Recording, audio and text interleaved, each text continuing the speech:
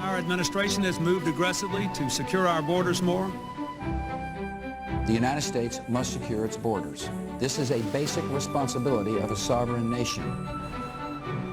We have strengthened border security beyond what many believed was possible. This isn't President Trump's wall. This is America's wall.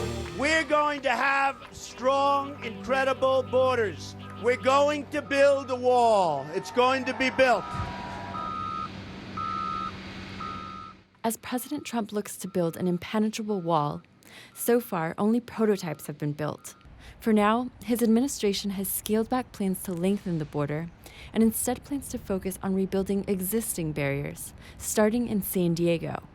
So KPBS and inewsource teamed up to examine those existing barriers, using what we believe is the most comprehensive data that's ever been released. We wanted to find out if the wall has been doing its job of reducing illegal immigration and drug trafficking. Using multiple Freedom of Information Act requests, we layered information about the wall's construction over time with other records. Our data shows a conspicuous pattern. Over time, America's wall has reduced smuggling wherever it's been built. But it has shifted those flows into gaps between the barriers, into the ocean, into the sky, and even underground. The reality is that the wall simply ensures that there will be ever more creative ways of getting around it. It's largely symbolic because it has not actually stopped the flows. It has redirected those flows, but it gives politicians a very nice backdrop for a photo op to say, look, I'm doing something. Here's an example. San Diego doubled its fencing under President Clinton in the 90s. As a result, in the neighboring El Centro sector, the share of apprehensions rose 500%. Smugglers also started building tunnels under the fence. Tunnel detection peaked in 2009, the same year that fence construction began to plateau under the Bush administration. There were more than 3 times more tunnels discovered that year than through the entire 1990s. It's like a giant game of whack-a-mole, right? They whack them over here and they pop up over there. Apprehensions in the Pacific Ocean also increased that year, by 74%. Smugglers have also used drones, catapults, ramps, and taller ladders. The border between the U.S. and Mexico has existed since 1848.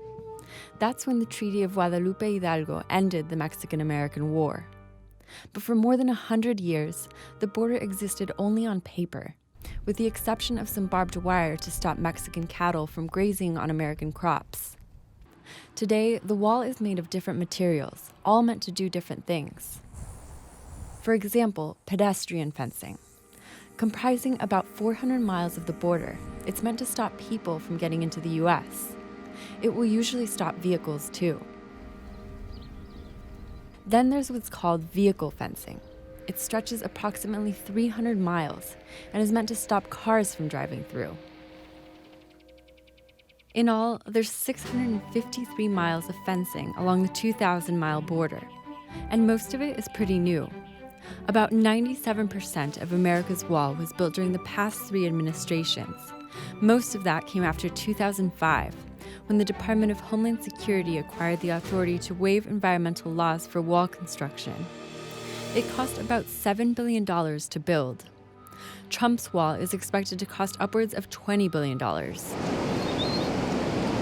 Joshua Wilson of the National Border Patrol Council says one of the biggest vulnerabilities for the wall is the thousands of miles of coastline. We've had people try and swim across, surf across, scuba dive, jet ski. There's no end to the creativity of the people trying to come here illegally. But he says more and improved barriers will help Border Patrol agents do their job more effectively by making it harder to cross on land. It was much harder to control the area before the primary fencing. The human smuggling organizations basically ran wild. Some researchers say focusing construction in San Diego shows that the purpose is more political than practical.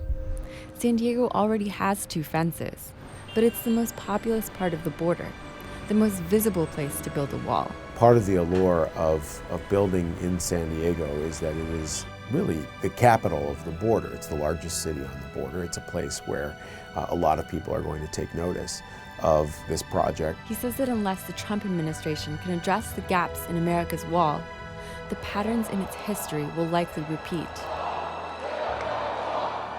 Jean Guerrero, KPBS News.